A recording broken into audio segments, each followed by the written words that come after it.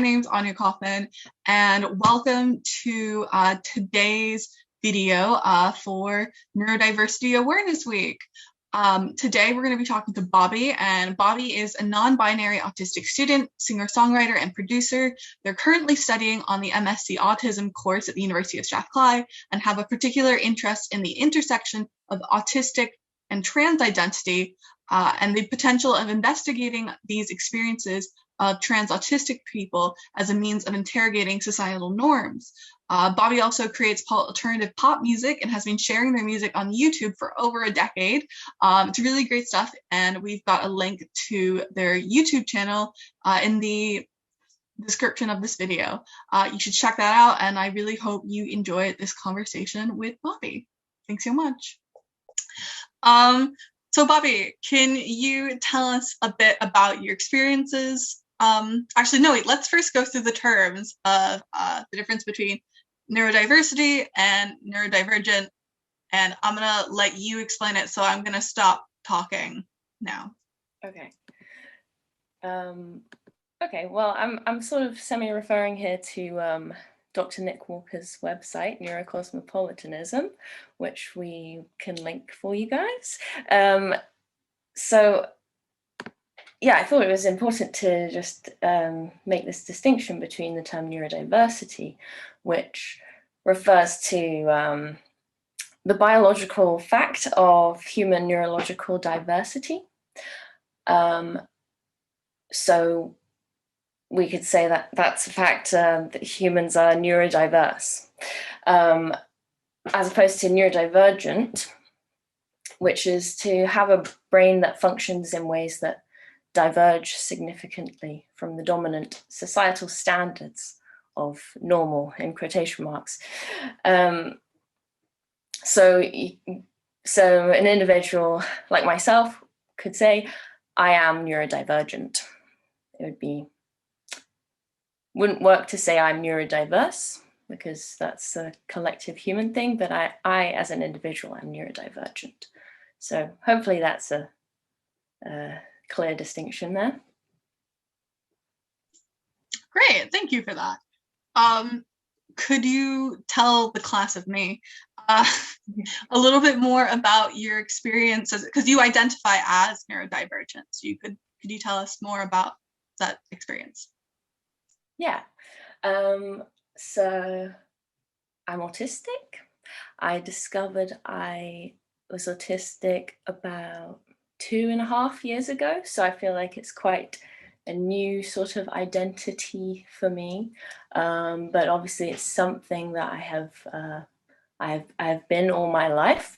I've just found the words and the understanding of it to contextualize my experience a bit more. So I don't really know what where to go from there, to be honest. Is there any more specific question about my experience that we could? Mm-hmm. Yeah. So you said you found out 2 years ago, 2.5 years ago. Did you notice, like, when you were a child, did you think that there might be something there that was different? Or, sorry, not to go into trauma. If you don't want to talk about that, that is totally valid. Sorry, that actually is quite an invasive question. But just like, was it a shock to you, I guess? Well, yeah, I could explain maybe how I discovered that I'm autistic, because throughout my undergraduate degree, I struggled a lot with like mental health issues and a lot of anxiety and depression, and just generally like struggling, and I kept questioning, what's wrong with me? That's the sort of question I would have to myself, and think there's something wrong with me. And there was a particular time where I was just really struggling emotionally, and my mom had suggested a few times over many years that I might be autistic, that she thought I might be autistic, and I never I never took that seriously because my idea of autism was something very sort of stereotypical, like a young white boy who might move a certain way, and not someone who I saw myself in or understood. I just didn't know anything really about autism. So I'd never taken that seriously. But at this particular time in my life, I was really struggling. So I thought maybe I should investigate this suggestion from my mum. So I started researching autism, and quite quickly I realized, well, it's not really at all, I didn't know anything about it. And in fact, reading these sort of lists of characteristics and traits online, I was like, this actually seems to ring true to my life. So I brought that up with like counselors and thought about it more, did more research, and got on a waiting list for a year, which involved a lot of like back and forth questioning, like, is this really who I am? Or like reflecting on my life, and a lot of very big things to deal with, I think. But there were many times where I just thought it just makes sense, reflecting on like my difficulties with like friendships, relationships throughout my life, like just recalling like memories from childhood where I would just be incredibly overwhelmed, and just think like contextualizing these things in terms of being autistic, it just made a lot of sense. And then after my year of waiting, I did receive a diagnosis, which I need to stress, I don't think diagnosis is necessary for people, and especially for those who might be, it might be less accessible or might be discriminated against, or that people, even if they're professionals in autism, might have a lot of assumptions and biases of their own that will go into their practice of diagnosing. So I don't think diagnosis is necessary or particularly meaningful, because I don't really agree with the medical model of disability. But for my journey, like receiving the diagnosis was, it was actually quite confusing, I think, even though I think I just deal with a lot of self-doubt and questioning of if I'm like, I don't know, autistic enough, worthy of this label. And just generally, I've struggled a lot with identity issues and understanding myself. And this was just another thing to like question, and I still question it a lot. And now currently I'm studying autism.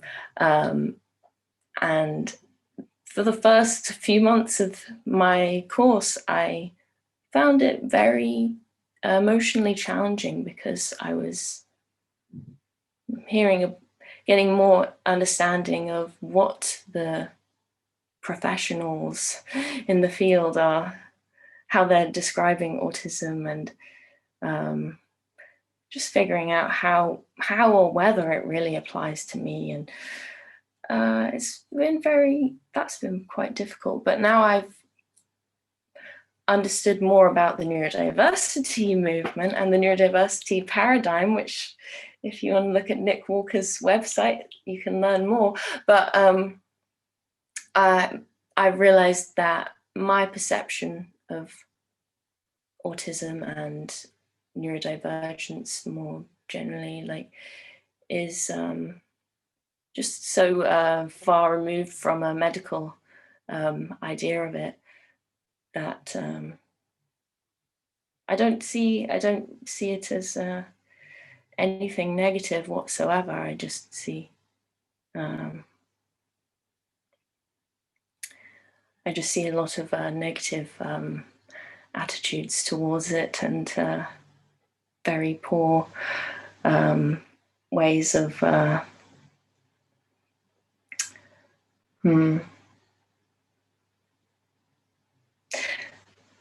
my train of thought has dissipated. I don't know, but I could talk. I don't know if Anya, if I should talk more about. I could go on a whole thing about sort of neurodiversity, but that's less about me. So I don't know if that's what I'm meant to talk about or not. Yeah, I think I'm trying to better. I think we are trying to focus. Well, it's a bit of both. I guess it's like just everything but your context of it. So I think you've given that. Like you talked about. I've forgotten everything I just said, so I oh, that's fair. Yeah, no, you were saying good stuff. I hope it came to some kind of conclusion. I hope it. I sort of established the points well enough. Yeah, I think so. I think so. No, I get what you mean. I'll talk to you about it once the recording's over. But yeah, so you've talked a little bit about like, sorry, I've written down here so few notes. I wish I had a bit more, but it's fine. So what you're currently doing, you're doing your degree, and you've spoken a little bit about, how it is weird to have autism or to be autistic. Sorry, I'm still getting used to all the right terms. To be autistic and like you can be emotional, like studying at the same time, which I totally get because it's just kind of like, how does all this stuff apply to me? Am I actually like that? Like, God, and then all the studies are like really focused on like you were saying, like little white children, especially boys, and it's just, yeah, it's really messed up how we do scientific studies. Sorry, just that's not relevant to this. It's just a personal comment. So what do you like about being autistic?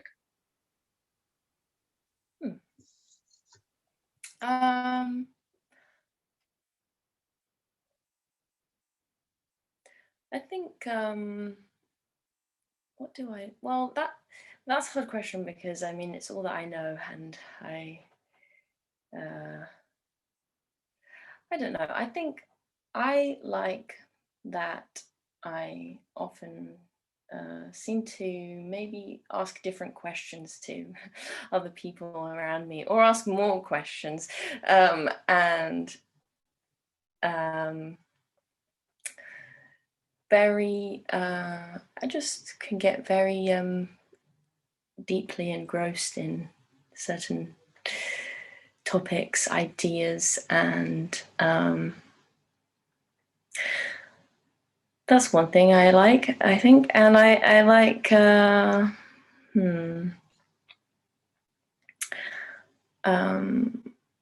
a musician, and I've been singing and writing songs since I was a very young child, and that's something that I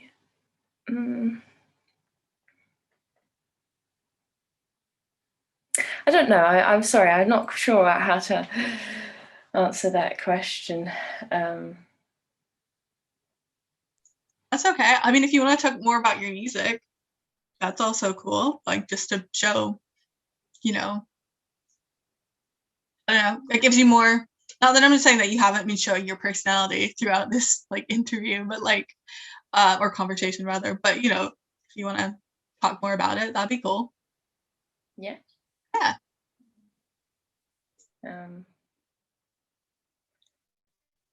Yeah. Okay. Well, I started writing songs. I mean, even so I started singing when I was like very small. I don't know how, maybe 18 months old or something. I would have to double check exactly with my mom, but definitely around that time, where I'd sing in the buggy around the supermarket. Mama, I Love You by the Spice Girls was one that I particularly sang, I think, on repeat. And I would sort of make up songs about like 3 years old. I'd just sing, make things up. And then when I was about 7 or 8, I started writing like more like formal songs in the playground with my friend. And then started playing guitar around that age as well. And then started getting more into songwriting at the end of primary school. Started performing in school, and that just continued and has continued throughout my life. When I was 11, my parents got a MacBook, and I started using GarageBand, and that's when I really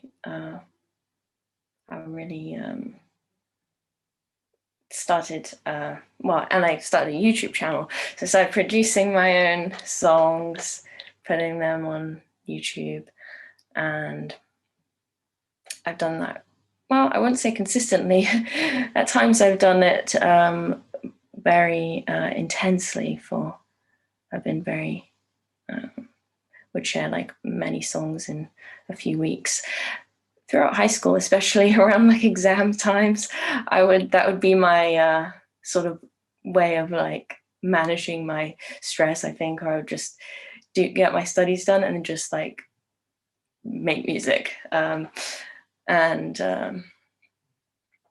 that's just been very helpful, and very helpful for putting my emotions somewhere. Trying to, I think, explore my emotions and sharing it with people online has been really a very meaningful experience for me, because it's a way to like connect with people, and just I mean, I'm pretty sure most people know music's very good for connecting with people, and I think I'm very honestly myself, like in my music, and for people just all around the world to comment on my videos and to sort of express that they relate, or they can like sort of, they seem to just get who I am through my music. It's one of my favorite things, I think, that I get to experience. And throughout my undergrad, though I didn't really make friends in my classes or in the university kind of circles, I started attending an open mic night where I ended up getting in with this whole crowd of musicians, and eventually got into the gigging scene and playing in other people's projects. And that was how my sort of, how I gained a social life like throughout uni. So not having the ability to like play gigs now has been quite difficult, because it's like part of my identity that I'd been sort of building up over the last 5 years or something, has just sort of disappeared. So the music, I've been quite distant from music throughout the pandemic, which has been quite different for me. Yeah, I don't know. Yeah, no, that was great. That was great. I was just letting you go on and on. I don't know. Are you going to do interviews at any point, do you think, during your academic career, or? I'm not sure, maybe. Okay. I always find the best thing is just let people talk until they're done talking, and then even like just wait a beat to see if they're going to like pick up on it again. Yeah, it's just, you never know what they're going to come out with, so it's just sort of like, I'm just going to wait here. But it's kind of like counterintuitively to how I have other conversations. It's very strange. I don't know how I do it. That's fine. So talk really fast. The breaks. That's what happens. That's how I counteract it. Yeah. So what you were talking about there, it was really interesting, and just like how you were using music to connect with other people. And I also had a question, like, do you think because you were so into music and performing and were like so gregarious in this part of your life, that was another reason why like the autism went like unnoticed for a long time?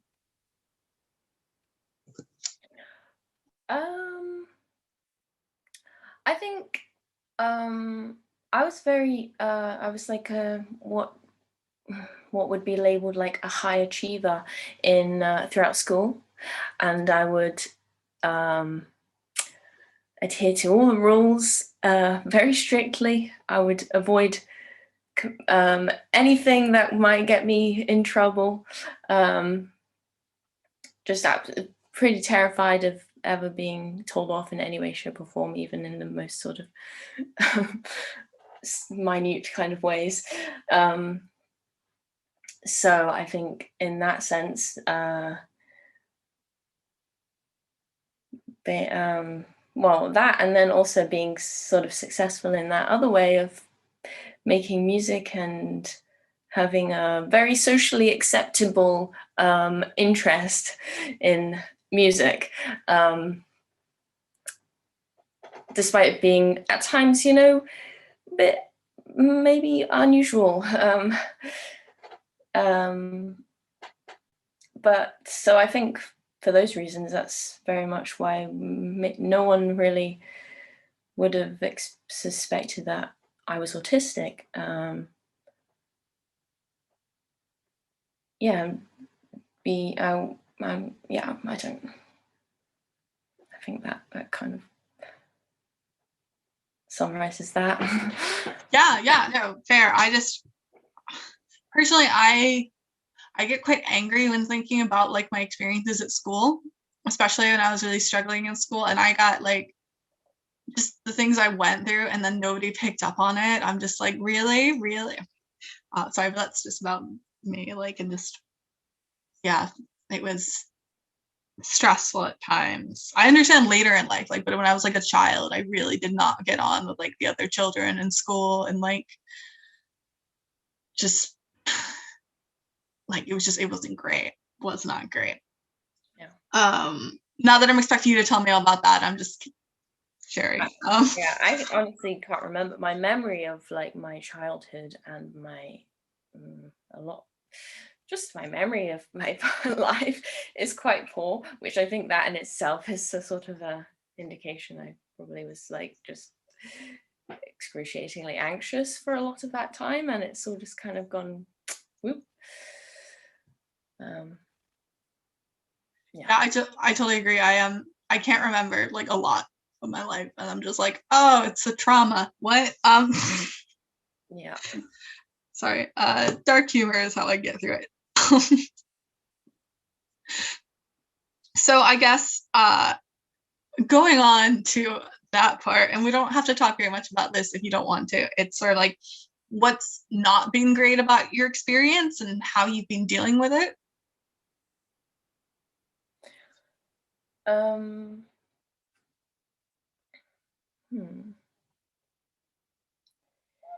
Well, I think experiencing a lot of anxiety, that's not been great. And I think it's only in more recent years where I've been able to actually identify that I've been experiencing a lot of anxiety.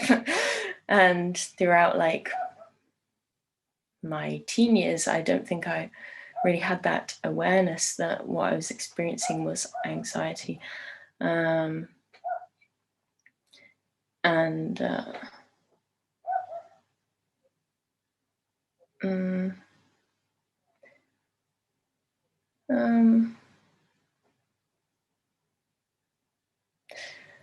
Sorry, I'm not sure. I just think Yeah,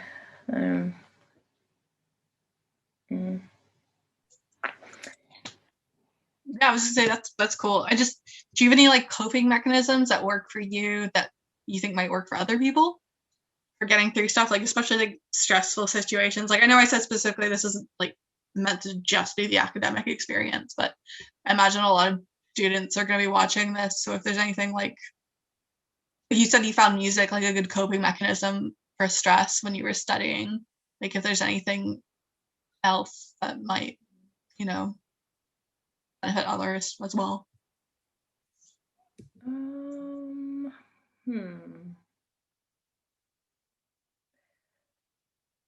I think, well, my perception of things is that there's nothing in being autistic or being neurodivergent in any way that one might be. There is nothing inherently wrong with you. What's wrong is the society that we live in, the systems that govern our society. So I think it depends whether people adhere to that same belief, because they might not, and they might have legitimate reasons for that. But that's my perception, and I think I really, now that I have the knowledge of being autistic and the understanding of the neurodiversity paradigm, I really tell myself that I'm just more accepting of myself and my needs. So maybe I can't like put in as much energy or time into like takes a lot of my energy talking to people or going to a lecture, and that might not be the case for other people in my class. And rather than like telling myself like, after this lecture you have to do this work, you have to go and do this reading, you need to do this and this, just giving myself the time that I need to like re-energize. And just being okay on the days where I can't concentrate, on the days where I'm just too tired, it's just not working, rather than like getting upset with myself and thinking I'm not good enough, I'm doing it wrong. Just being like, it'll be fine. Like, I'll do it when I can do it. And right now I'll just take time to rest and do what I need to do, which might be just laying under a blanket and watching ASMR videos, and that's good too. That's just, yeah, so I think trying to build the sort of positive self-talk, and it's hard, definitely really hard when historically in your life you've just thought there's something wrong with me, I'm not good enough, I'm doing it wrong. It's really hard to get away from that way of thinking, but to practice it and remind yourself that, yeah, those negative ideas really are coming from very like external and crappy places. So I don't know, that's not really a coping mechanism, it's more just a big like philosophical shift in thinking. But that's something that I think just in the last year I've been practicing more and thinking about more, and it makes a difference. Yeah, I don't know. Yeah, no, I totally agree. It's coming to terms with this stuff. A lot of it is just like self-acceptance and being like, this is how it's gonna be for me, and that's okay. Yeah. Yeah, it's like you were saying, it's not an easy thing to do or to address, especially when like you were saying, the societal mechanisms are all pushed towards like, where's your side hustle? Why aren't you getting this done? Why aren't you using every single second of the day to be as productive as possible? Which isn't, it's not accessible to everybody. It's not accessible, I don't think, to most people. I think to even people who identify as neurotypical, I don't think they enjoy it. I think they'd rather be doing other stuff as well. But for some people, it's not possible to actually do that, you know? Yeah. So it's just, yeah, I think we're gonna come to a reckoning sooner or later in society. Doubt that sentence is gonna make it into the recording, but Well, just you wait. but that's actually a good point, I think, because there's this sort of this concept of neuronormativity. What is normal? What is and this sort of ideal of how a human should function. But even a lot of neurotypicals, like you said, don't meet that standard, and they're like struggling to meet these standards. And then people who are neurodivergent, especially, well, I don't know what I'm saying. People who are neurodivergent are even find it even more difficult to reach that, or cannot, like, it's literally impossible to reach any kind of resemblance of neuronormative ideas of being human. So that's why, like, this whole conversation, it's helpful not just to neurodivergent people, it's helpful to everyone to be really questioning, like, what our society is expecting from all of us. Yeah, and it's tied into a lot of things.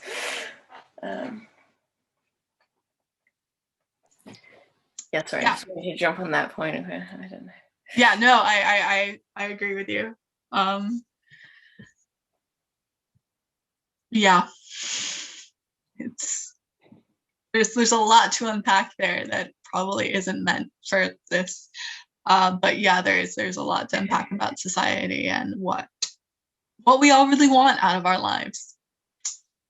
Right. And I think we've basically covered everything. I'm only asking you this because I think you probably have a particularly interesting perspective. But do you want to talk about the relationship between perceptions of neurodivergent people and gender? Yeah, I'll try. I think you probably have like a lot to say on this topic. If you don't want to as well, like I'm not gonna. You don't have to be the spokesperson for this topic. I would like to. Okay. I just I think because I've been doing research on it, and I'm when you get in the sort of phase of I don't know what is what anymore, because there's too much information. I'm quite like there, but well, I identify as non-binary, and that I've been thinking about whether or not what gender meant to me, like, in the past, before I was consciously identifying as something other than cisgender. But gender, I think, well, this is something that I'm researching currently with the intention of doing my master's dissertation on, specifically like autistic experiences with gender, and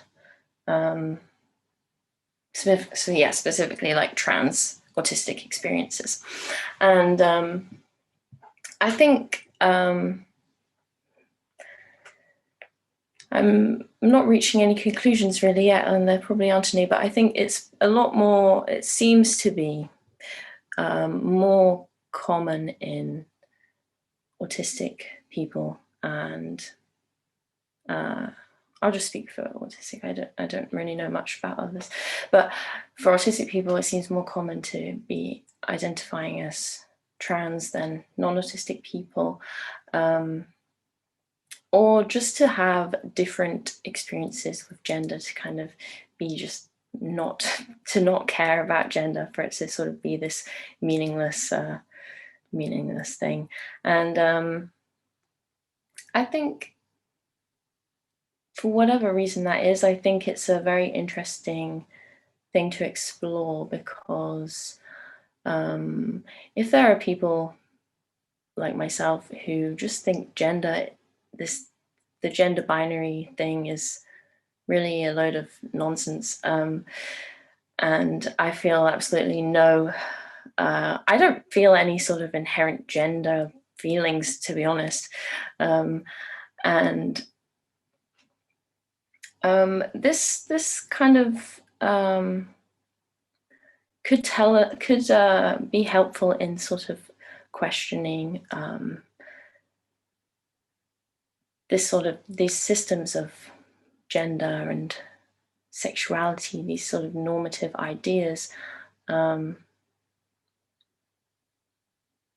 Hearing from people who have less, whose experiences of these things are really very far removed from what is perceived as normal.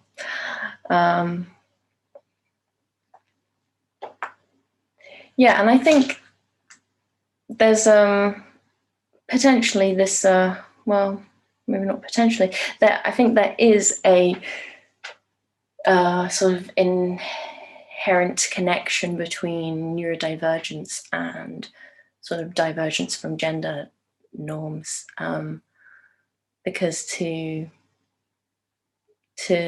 you're neurodivergent and such that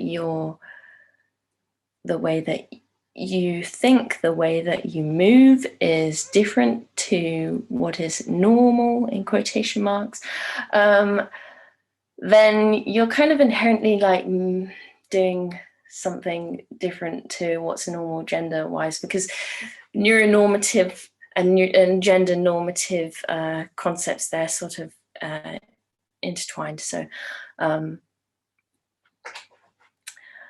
yeah, I'm not sure. There's a very interesting thing going on there, and gender is something I've been very interested in for very many years. So I'm looking forward to interrogating this more for my dissertation. But